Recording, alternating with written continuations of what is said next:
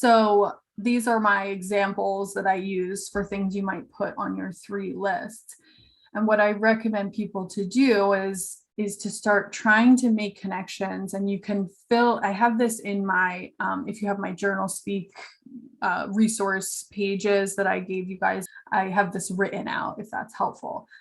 But basically you can make a statement like, because mother left us when I was a child, now I believe that relationships are stressful.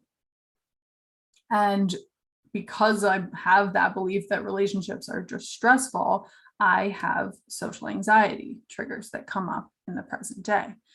And that is like starting to understand where we picked things up from in the first place is what starts to really give us the agency to put them down.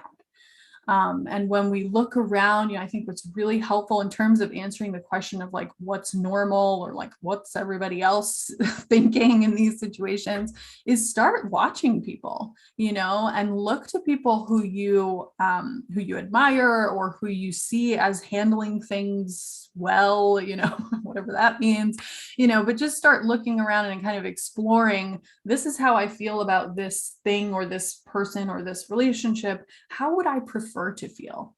Or if I were Caroline, how does she feel about that? Or how would Phil respond to this kind of situation? And when we start kind of opening our mind to explore our options is what starts really helping us to notice the difference and to then start processing so that we can create changes and interrupt those patterns for ourselves.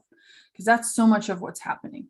We get into a pattern early in life and it served us well at that time. It was a great mechanism for safety and protection.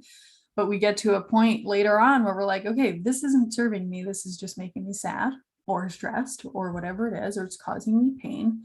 And I have to find a way to interrupt that pattern, whether it's in new relationships or in changing, the way I look at things or think about things.